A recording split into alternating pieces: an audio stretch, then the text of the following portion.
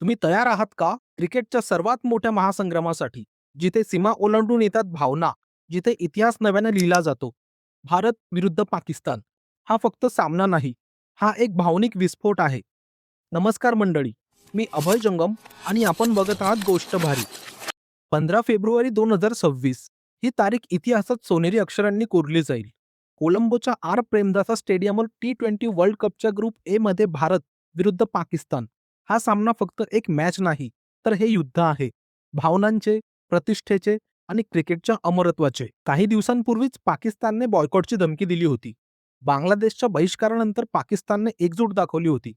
पण एवढे होऊनही शेवटी क्रिकेटचा खेळ जिंकला. आयसीसीच्या चर्चेनंतर पाकिस्तान सरकारने हिरवा कंदील दिला आणि आता हा सामना होणार आहे. मुळात या बॉयकॉटच्या ड्रामाने सध्या भारत विरुद्ध पाकिस्तान सामन्याची हाईप प्रचंड वाढवली आहे. एक्स कॅप्टन रोहित शर्माने सांगितलं की पाकिस्तानला हलक्यात घेऊ नका. ही चेतावणी भारतीय टीमला सावध करते. भारताने नामिबियाला काल 93 धावांनी हरवलं, पण मिडल ऑर्डरच्या चिंता अजूनही कायम आहेत. हे पाकिस्तानसाठी फायदेशीर ठरू शकतं. टीम इंडिया ही डिफेंडिंग चॅम्पियन आहे. नवीन कॅप्टन सूर्यकुमार यादवच्या कॅप्टन्सीमध्ये ही टीम परफेक्ट आहे. टीम इंडियाच्या स्ट्रेंथबद्दल बोलायचं म्हटलं तर ती आहे बॅटिंग. टॉप ऑर्डरमध्ये पॉवर, मिडल ऑर्डरमध्ये फ्लेक्झिबिलिटी आणि फिनिशर्स जे 12 बॉलमध्ये मॅच फिरवू शकतात.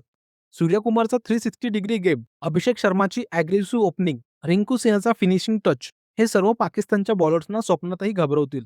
आणि बॉलिंग म्हटलं तर वर्सटाईल. जसप्रीत बुमराचा डेथ ओव्हर्स, कुलदीप यादवचा स्पिनचा जादू. ही टीम कंप्लीट आहे. कोणत्याही कंडिशन्समध्ये ही टीम ॲडजस्ट होऊ शकते. पण मायनस पॉइंट्सबद्दल बोलायचं झालं तर कोलंबोच्या स्लगिश पिचेसवर अल्ट्रा ॲग्रेसिव्ह बॅटिंग रिस्की ठरू शकते. टीमने याच्यावर काम सुद्धा केलेलं आहे. असिस्टंट कोच रायन टेन डोशेटनं सांगितलं की आम्ही स्मार्ट खेळू आणि काल्म राहू.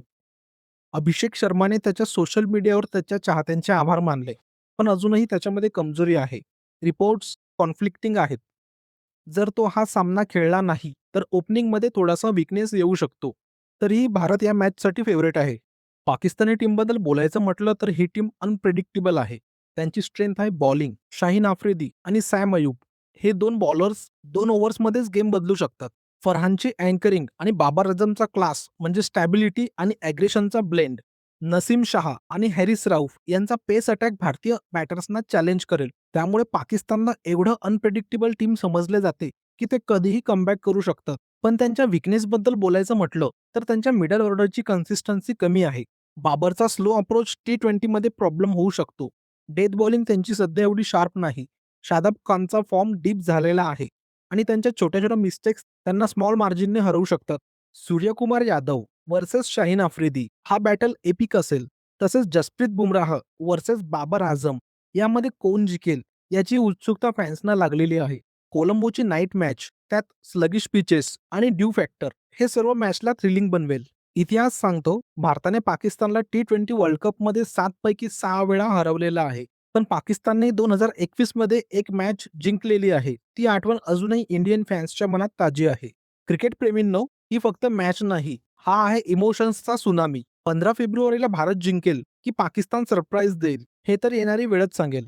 तुमची फेवरेट टीम कोणती आहे आणि कोणता प्लेअर येणाऱ्या मॅचमध्ये इम्पॅक्ट क्रिएट करेल हे तुम्ही कमेंट करून मला कळवा. आणि अशाच प्रकारच्या भारी आणि माहितीपूर्ण गोष्टी, किस्से आणि अपडेट्ससाठी गोष्ट भारीला सबस्क्राईब करा. प्रतिक्रिया नोंदवण्यासाठी कमेंट करा आणि पुढच्या व्हिडिओची नोटिफिकेशन मिळवण्यासाठी बेल आयकॉनला क्लिक करा. भेटूयात लवकरच पुढच्या अपडेट सोबत. जय हिंद, जय महाराष्ट्र.